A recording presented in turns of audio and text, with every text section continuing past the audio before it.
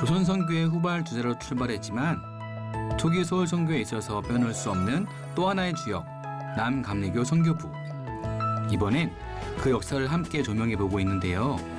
이번 시간에도 계속해서 캠벨 선교사님 중심으로 세워진 종교교회와 남감리교 선교사님들의 흔적을 돌아보고 교육선교의 중심인 배화학당의 역사를 함께 살펴보고자 합니다. 그럼 지금부터 선교사님들의 사랑으로 시작된 남감리교의 역사 여행을 함께 시작해 볼까요? 먼저 장교교회와 같은 곳에 뿌리를 두고 있는 교회를 찾아가는 길인데요. 그러면 리드 선교사님이 시작했던 남감리교회에서 남감리교회 그런 교회가 원래 한국은행 그 자리에서 뻗어나와서 저쪽에 어디야 서대문 경찰서에 갔다가 거기서 이제 또 하나씩 이제 종교교회, 자교교회로. 네, 그렇죠. 그러니까 남자 모임은 광희문교회로 나가서 광희문교회가 되고, 여자 모임은 이제 이쪽으로 나와서 이제 선교부가 있었던 경찰청 자리에 그 선교사들과 함께 공고한 공간 속에서 모임을 가지다가 이제 정식 교회로 발전을 하게 되죠. 1900년에. 그래서 모임을 가지고 예배당을 짓고 모임을 가지다가 이제 다시 새로운 예배당을 짓게 되는 것이 이제 이 종교교회 자리에 새로운 예배당을 이제 짓게 되죠. 1910년에. 배화학당의 모임을 토대로 별도의 예배당을 세우며 시작된 종교교회. 이후 현재 종교교회가 있는 도름동에 2층의 붉은 벽돌로 예배당을 짓고 자리를 옮겨왔는데요. 일제강점기와 6.25라는 암울한 상황 속에서도 민족의 아픈 역사를 희망으로 품으며 시대의 등불이 되어 서울 남감리교회 모 교회로서 그 역할을 감당해왔습니다. 종교라는 말이 왜 이름을 종교라고 했을까요? 이거는 여기에 그 개울이 하나 있었는데 다리 이름이에요. 다리 이름이 그냥 종교라고 그래가지고 이름을 교회 이름을 땄군요. 그러니까 원래는 종침교라고 했었는데 종침교라 했었는데 이제 그 다리 이름을 이제 따라서 이제 종교교회라 그렇게 했죠. 그래서 1900년에 설립된 곳으로 이제 역사를 가지는데 사실은 뿌리는 그 남성현에 있었던 리드 선교사의 집에서부터 출발했는데 결국 여자 성도들의 모임이 이제 그 바로 앞에 있는 경찰청 자리에 선교 거점을 마련하면서 여자 성도들의 모임을 이제 거기서 하게 되죠. 거기서 하면서 캠벨 선교사가 정식으로 이제 교회로 발족시키는 것이 이제 1900년이라고 볼 수 있습니다. 종교교회. 그렇게 해서 이제 출발을 했고. 뿌리가 그러니까 같은 거죠. 종교교회와 자교교회가 이제 뿌리가 같은 것이고. 그렇게 해서 이제 예배당을 처음 졌을 때 나온 교회가 이제 여기인데, 바로 사실 뭐 요 직선거리로는 얼마 안 되잖아요. 여기 한 뭐 150m, 200m도 안 되죠. 요 건너오는데 이제 의견이 좀 달랐죠. 그래서 이제 여기로 나오는 그룹과 거기 머무르는 그룹이 이제 있게 됐고, 그러니까 머무르는 그룹이 이제 작골교회라고 하는 그 이름으로 있다가 자교교회가 된 거죠. 되고 이 교회는 이제 그대로 여기에 나와서 이제 이 다리 건너에 있는 그 교회 이름이었는데 그걸 이제 종교교회로 명칭을 바꿔서 이제 오늘날까지 종교교회로 성장을 하게 되는데 거의 비슷하잖아요. 사실은 위치만 조금 다를 뿐인데 거리상으로는 뭐 멀지 않은 곳인데 이 교회가 특별히 성장하게 되는 거는 그 두 번째 담임이라고 볼 수 있는 캠벨 선교사 다음에 담임 목사님으로 오는 분이 우리나라 교회에서 아주 유명하신 분이에요. 그분이 하디 선교사라고 합니다. 그분은 우리가 알고 있는 원산 대봉의 주역이 하디 선교사님? 그 출발점을 어떤 그 계기를 마련해 줬던 그분이죠. 그분이 여기 담임이셨어요?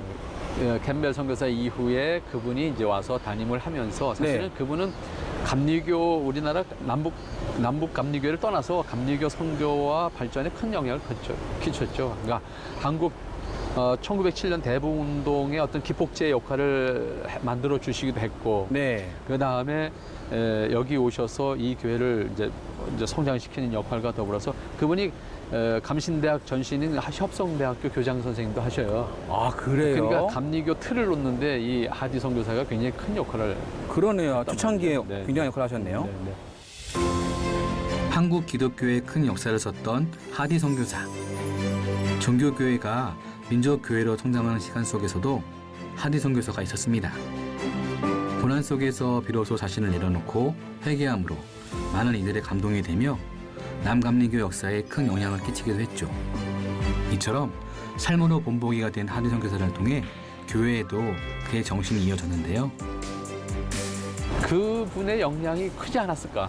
이제 뭐 훗날 이제 우리 입장에서 해석을 해보면 예, 예. 물론 여러 가지 조건이 또 있었겠지만 그렇죠. 어쨌든 하디와 같은 분이 영향력 있는 분이 여기서 목회를 하시면서 이 교회를 크게 세워가는 그런 역할을 하면서 그러다 보니까 주변에 또 귀한 이제 그 지도자들이 우리나라 지도자들이 이제 여기서 모여들게 되고 탄생하게 되죠.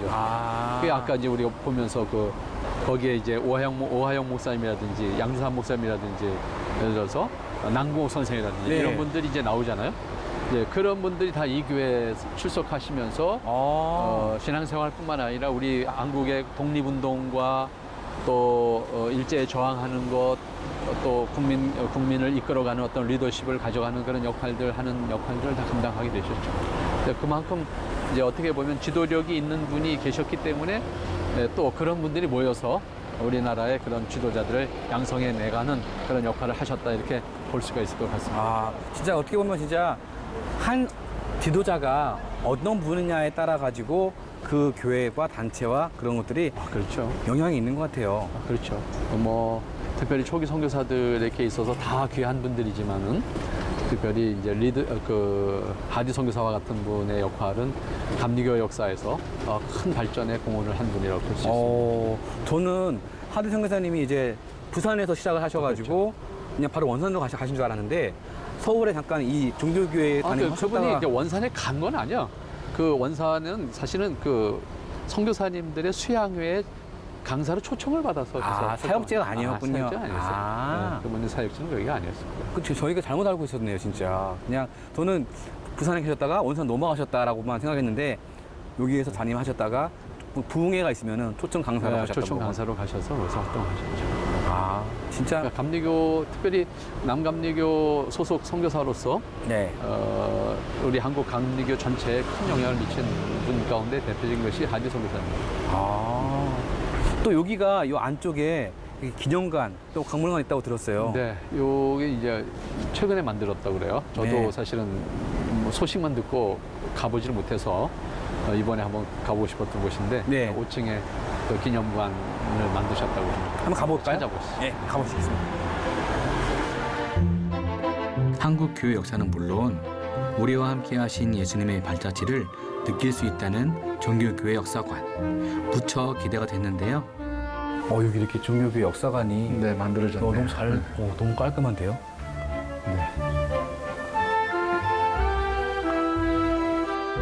오랜 세월을 지나온 만큼 그 시간을 증명하는 자료들로 가득 채워진 종교교회 역사관. 남감리교 선교의 시작이 된 윤치호 선생의 찬송가부터 다양한 자료들을 확인해 볼 수 있었는데요. 지금은 사라진 동친교회 흔적도 이곳에서 찾아볼 수 있었고요. 찬양 연습 중인 과거 성가대의 모습이나 새로운 예배당에 세워지는 중요한 순간들, 그리고 교회 가능분들도 함께 확인해 볼 수 있었습니다. 이렇게 역사관을 둘러보니 단순히 책이나 이야기로 들을 때보다 가까이 느껴지는 당시의 순간들, 더욱이 원장님의 설명과 함께 질문도 해가며 다양하고 깊이 있는 이야기를 나눌 수 있어서 정말 어떻게 시간이 가는 줄 모를 정도였는데요.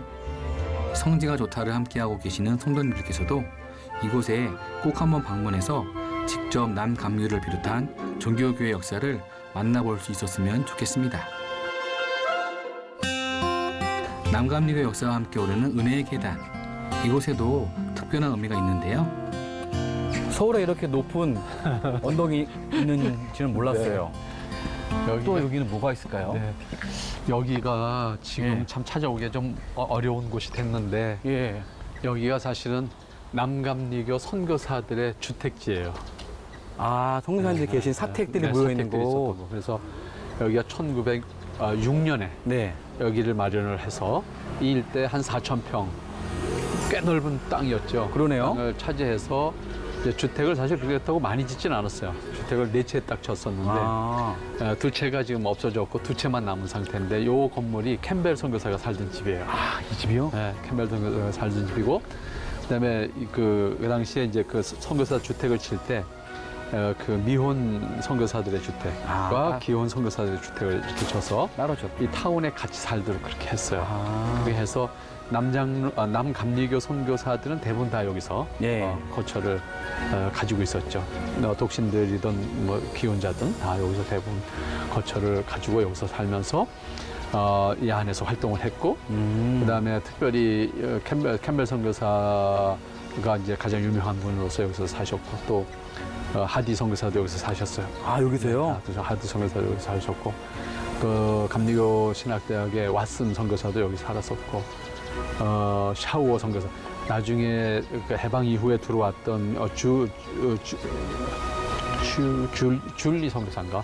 그분도 여기서 사셨어요. 그러니까 지금은 이제 여기가 뭐 골목골목 들어와서 어떻게 보면 난개발이 돼서 이게 갇혀 있는 것처럼 돼버리고 말았는데, 사실은 그 당시에는 여기 언덕 위에 서울 장안이 다 내려다보는 그러네요. 위치였단 말이에요. 그쵸, 여기가. 그쵸. 그래서 선교사들이 남감리교 선교사들이 여기서 주로 거처를 하면서 활동을 했고, 특별히 이 건물은 뭐 지금도 그대로 사용할 수 있을 만큼 탄탄하게 돌로 쳤잖아요. 그러다 보니까 사실은 또 사연이 많아요. 그 해방 이후에 6.25가 나오고 나서는 인민군이 여기 자기들 이제 뭐 이렇게 필요한 걸로 건물을 썼고, 또 해방 이후에 바로는 미군들이 또 좋아 보이니까. 들어와서 튼튼해 보이고 좋아 보이고 들어와서. 언덕 위에 있으니까 또. 이만한 사실 한국 주택은 일단 낮고 규모가 작은데 뭘 써도 쓸 수가 있잖아요. 그래서 미군들이 사용했고, 그다음에 이제 6.25 때는 인민군들이 사용했고, 그런 사연이 많은 건물이 됐죠. 근데 아쉽게도 이제 남감리교 선교부가 이제 여기 땅을 이제 처분을 하면서 이 집들도 이제 다 대부분 처분이 된 것 같아요. 그 관계는 지금 모르겠습니다만은. 그렇지만 사실은 뭐 요즘에 그 한양 도성길 이제 걷는 그런 그 프로그램도 많는데 그 길목에 있거든요, 이게 사실은. 그래서 걸으면서 좀 찾아볼 수 있으면 좋겠는데, 뭐 사유지가 돼서 들어가 볼 수는 없고 겉에서만 볼 수 있는 건데, 남감리교 선교사들의 그 흔적을 거의 이제는 유일하게 찾아볼 수 있는 곳이 없어요. 그분들의 실제적인 생활을 찾아볼 수 있는 곳은 이것밖에 이제는 없다고 봐요. 역사의 흔적이 남아있는 것이 감사하면서도 한편으로 아쉬운 마음을 안고 다음 장소를 향해 발걸음을 옮겼습니다. 선교사님들의 사택과 그런 선교 기지들은 좀 이렇게 항상 보면 언덕 위에 뭔가 좀 조망할 수 있게끔 그 위치가 있는 것 같아요. 아무래도 이제 그 사람들의 뭐 습관, 뭐 그 사람들이 환경이 늘 그렇잖아요. 네. 서양의 집들을 보면 우리하고 다른 게, 우리는 좀 이렇게 아늑하고 쏙 들어간데 집을 짓고, 서양 사람들은 뭔가 언덕 위에 집을 짓고. 그러게요. 그런 거죠. 또 여기도 이렇게 올라오다 보니까는 여기는 이제 배화여고, 배화대학, 배화여중이 있는 곳인데 또 이렇게 언덕 위에 양식과 한옥이 이렇게 합체된 하이브리드된 곳이 있네요. 독특한 구조죠. 예. 그러니까 이게 구조는 사실 르네상스식 구조라고 그러는데, 일반적으로. 근데 지붕은 이제 기와를 얹어가지고. 그러니까요. 이제 조금 그런 면에서는 독특한 그 건물이죠. 근데 이 건물들이 이제 지금은 중고등학교, 대학이 이제 이 자리에 있는데, 사실은 이 배화학교는 남감리교회 교육 선교 사업의 핵심이고 전부입니다. 그렇게 생각하시면 될 것 같아요. 그래서 실제로 이 학교가 처음에 시작된 곳은, 역시 캠벨 선교사가 실제적으로 시작된 것은 캠벨 선교사에 의해서 시작된 것이고, 근데 리드 선교사 부인이 사실은 그 남송현 자기 자택에서 아이들을 가르쳤어요. 처음에 가르쳐서 어떻게 보면 남감리교회의 그 교육 선교의 시발점은 리드 선교사 부인에 의한 것이었다고 말하는 것이 옳은데, 그러네요. 문제는 이제 그게 단절돼요. 왜요? 그 부인이 이제 갑자기 병을 얻게 돼서 본국으로 돌아가게 되면서 이제 그게 이제 없어지게 되고, 캠벨 선교사가 다시 들어와서 이제 그 선교 본부가 만들어진 그 내자동 75번지 경찰청 그 자리에 이제 자기 처음에는 숙소가 다 거기 있었어요. 숙소도 거기 있었고 학교도 거기다. 이 학교가 사실 출발지가 거기예요. 그러니까 거기서 조그만 교실들을 만들어서 이제 학생들이 많아지다 보니 이제 학교를 이제 옮기게 되죠. 옮겨온 것이 이제 지금 이 자리가 되는 거예요. 우리나라 여성 계몽 운동의 선구자 캠벨 선교사. 그녀의 집에서 이루어진 모임이 성장하며 고 배화학당으로 이어졌는데요. 비록 자신은 자녀를 잃는 슬픔을 겪었지만 교육을 통해 주의 딸들을 사랑으로 기른 캠벨 선교사는 많은 여성들의 영성과 지성의 어머니가 되었습니다. 그래서 초기에는 선교사들이 이제 살기도 했고 또 선교사들이 실제적으로 여기서 처음서부터 대학이 있었고 이 고등학교 과정이 있었고 그런 게 아니고 그렇죠. 처음에는 이제 어떻게 보면 이제 초등학교 과정을 중심으로 해서 이곳에서 가르쳤죠. 근데 여기가 상당히 높은 지역이기 때문에 조망이 되게 좋아요. 조망이 좋죠. 지금 뭐 높은 건물들 때문에 안 보이는 것처럼 보이지만 과거에는 뭐 다 1층짜리 기와집들이었으니까 서울 시내가 이렇게 쫙 내려다 보이는 그런 위치에 사실은 공간은 좀 좁지만 사실은 좋은 자리죠. 좋은 자리에 학교를 세워서 우리 국민 교육을 감당해 준 남감리교회 교육 선교 사업의 어떤 가장 핵심적인 그런 시설이었고 또 그 역사를 잇고 있는 것이 지금 배화 중고등학교, 여자 중고등학교, 그다음에 여자 대학교 이렇게 되죠. 작은 규모로 시작했던 배화학당은 1930년대에 들어 학교를 불릴 개편하는 등 폭넓은 교육을 위해 박차를 가했는데요. 이처럼 시대를 이끌어갈 여성 인재를 길러내는 일에 캠벨 선교사는 조금의 수고도 아끼지 않았습니다. 좀 재밌는 것이 배제나 또 이화는 고종 왕과 이제 명성 황후가 이제 지어준 이름이잖아요. 그리고 북장로교회는 뭐 자기들이 지어줬던 것이 처음에는 뭐 경신이라는 이름도 사실 나중에 만들어지는 거거든요. 처음에는 뭐 예수교회 학당도 맞아요. 민노학당 됐다가 그다음 마지막에 이제 경신학당이 되는 건데 이거는 좀 다르요.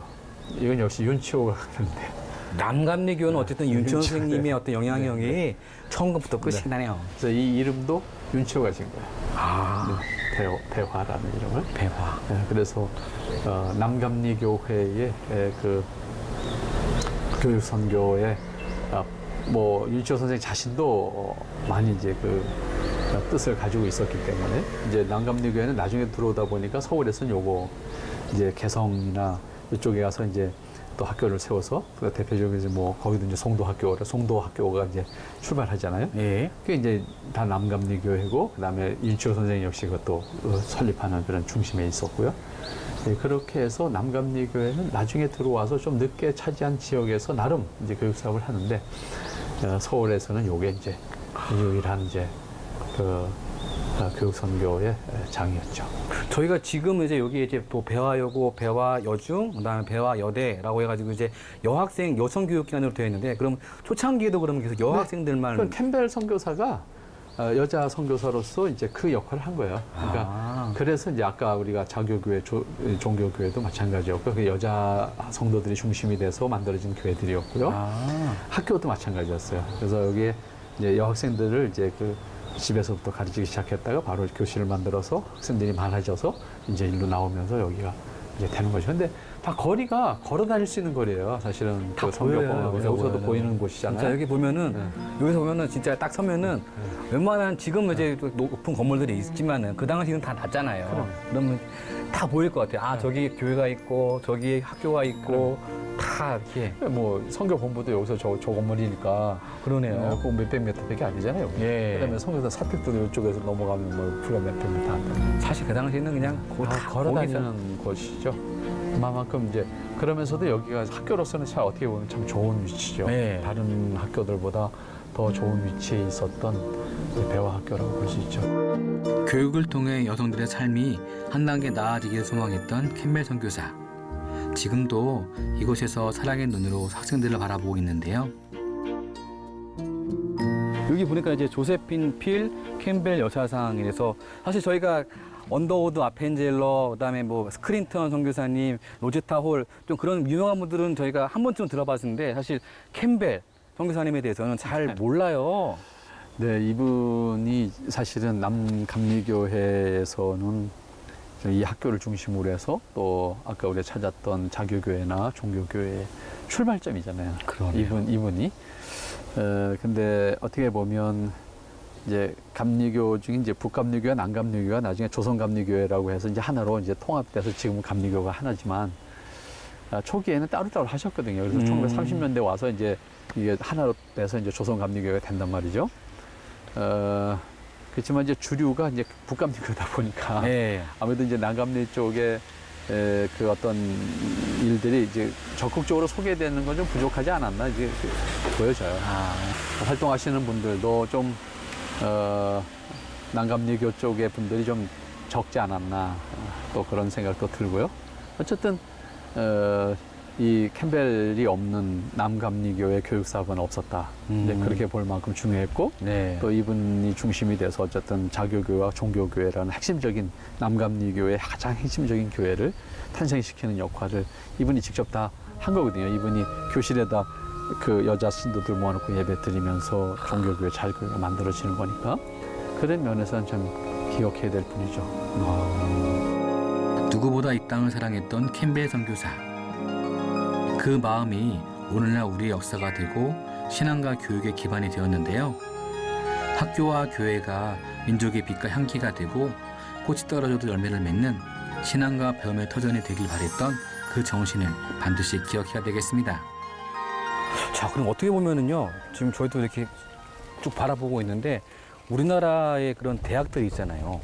대학들은 사실 국립대학, 공립대학은 사실 별로 없는 것 같고, 대부분이 다 사립대학이 많네요. 초기에 세워진 대학들은 대부분 다 사립이었죠. 그렇죠. 나라에서라든가 시립에서 없었으니까. 세울 수가 없는 네, 그런 것이기 때문에. 그 당시에는 뭐 그걸 할 수 없었으니까. 예. 그리고 일본 식민지 시대 들어오면서는 뭐 일본에서 이제 장악하는 대학들이 중심이 됐었고 그러다 보니까 아무래도 이제 그 당시에는 대부분 다 사립대학이 중심됐고 우리나라는 대학을 세울 수 있는 상황이 아니었고 그러니까 그 선교사님들의 어떤 교단에서 이렇게 이게 힘이 돼가지고 학교에 대해 결국은 초등학교부터 시작해서 중학교, 고등학교, 대학까지 네. 이렇게 세워진. 그러니까 전국에 선교 거점이 있었던 도시에 네. 가면 최소한도 이제 중고등학교, 초등학교들이 있었고 네. 그다음에 이제 조금 더 이제 그 좀 규모가 있는 데는 이제 대학이 세워지게 되죠.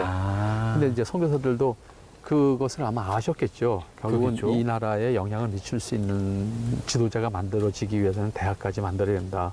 이제 그런 생각을 가지시고 실제적으로 그래서 해방 전에 못했던 선교부들이 해방 이후에 대학을 세우는 경우가 많이 있었어요. 그 대표적인 것이 아마 대전의 한남대학 같은 경우가 사실은 그 해방 전에 세우기를 원했지만 못 세웠고 예. 해방 이후에 이제 세우게 되는데 여기도 이제 마찬가지죠. 여자들 중심의 대학을 하다 보니 처음에는 이제 전문대학으로 출발을 했죠. 네. 그것도 이제 늦게 1978년에 시작하니까 그런 면에서는 좀 아쉬웠지만 어쨌든 초기에 세워졌던 거점 도시에 세워졌던 대학들은 나름 큰 역할을 했죠. 배화학당에 뿌리를 두고 시대 속에 한 걸음 더 나아가기 위해 세워진 배화여대. 보다 높은 곳에서 세상을 더욱 넓게 바라보며 그리스도의 향기를 전하는 인재를 양성하는 데 앞장서고 있습니다. 저는 개인적으로 만약에 타임머신을 탈 수 있으면은 1920년대 로 한번 돌아가 보고 싶어요. 그러면은 그 당시 이 한양이라고 해야죠. 사대문 안쪽에 그다음에 선교 기지라든가 이런 것들이 지금 어떤 모양으로 되어 있었을까 되게 궁금해요. 지금도 이렇게 멋있는데 그리고 또 지금보다는 또 다른 또 다양한 건물들이 있었겠죠. 있었죠. 그러니까 이 건물 말고도 이제 이 배화 안에도 사실 몇 가지 건물이 있었어요. 있었는데 그 특별히 이제 6.25 때 네. 많이 이제 파괴가 됐던 걸로 제가 기억을 하고 있고 요 세 건물만 지금 남은 상태로 활용을 하고 있죠. 뭔가 조금 냄새가 네. 서양 냄새도 나고 일본 냄새도 좀 나고 그러게요. 아주 다양한 냄새가 나는 건물. 그리고 또 이렇게 수풀이 이렇게 나무가 우거져가지고 요 사이를 지나니까요. 왠지 그 드라마에서 보던 약간 외국 학교 있잖아요. 무슨 영국이라든가 그런 아일랜드, 그런 스코틀랜드 그런 학교의 그런 거기에 거니고 있다는 그런 느낌도 들고 저희가 이제 한 고향 감리교부터 해가지고 경찰청 자리, 그다음에 종교교회, 자교교회, 성산 사태, 그리고 마지막에 이렇게 배화여고까지 남감리교회 그런 사역들에 대해서 한번 쑥 훑어봤는데 저는 진짜 몰랐거든요. 감리교는 다 감리교인 줄 알았는데 남감리교가 또 이렇게 교회와 학교와 또 이런 사역들을 했었다는 거에 대해서 새로운 사실을 많이 알았어요. 남감리교회 선교사님들이 수고를 많이 했어요. 사실은 이제 선교 지역이 이제 이미 다 차지하고 있었고, 네. 좀 뭐랄까 그 틈새 좀 표현이 좀 그런데 어쨌든 틈새를 이용해서 이제 선교를 좀 하다 보니 어떻게 보면 조건이 가장 안 좋은 쪽으로 이제 네. 사역을 했죠. 네. 그러다 보니까 좀 어려움이 많았지만 네. 그래도 이렇게 끝까지 감당해 주셔서 그리고 해방 이후에도 남감리교 선교사들이 들어와서 역할을 좀 해요. 네. 많이는 안 했지만 그래서 어쨌든 1980년대 전후에서 이제 다 선교사들이 철수하기 전까지 그 남감리교 선교사들이 사실은 우리나라에 저도 그 방송 듣던 기억이 나는데 어쨌든 그 방송에서 복음송가 가르쳐주고 하던 그런 여자 선교사님이 있었어요. 성함이 생각이 안 나는데 그런 분들이 남감리교 선교사로서 끝까지 활동을 했었죠. 진짜 그 선교사님들의 어떤 선교사님들도 중요하지 않은 선교사님이 없었고 그 분야가 뭐 목회든 교육이든 음악이든 또 의료든 각 분야에서 그 선교사님들의 손길과 노력들과 그 사랑들이 있었기에 또 이렇게 남아있는 건물과 또 그런 정신들이 지금까지 이어오지 않았나 그런 생각이 드네요. 그렇죠. 어쨌든 그분들의 어떤 영향 또 그분들의 어떤 수고가 오늘 잘 우리가 있는 거고 직접적으로 내가 이 학교 출신이 아니더라도 네. 이분들 여기 출신들이 또 우리 각계각층에 다양한 영향을 미치는 것이 우리 어머니들이 됐고 우리 선생님들이 됐던 분들이니까 그런 것에 의해서 오늘의 한국이 있는 거죠. 지금의 나와는 무관할 것 같던 학교와 교회도 이렇게 세월을 거슬러 가니 우리에게 또 다른 의미가 되었는데요. 이것이 우리가 역사를 돌아봐야 할 하나의 이유가 아닌가 싶습니다. 남감리교회 주축이 되었던 교회들이 세상과 종교를 잇는 다리가 되고 또 여성교육의 장이었던 배화학당이 세상을 향해 나아갈 수 있는 길이 되어준 것처럼 성지가 좋다 역시 성도님들에게 시대를 넘어 은혜를 전달할 수 있는 다리가 되길 소망합니다.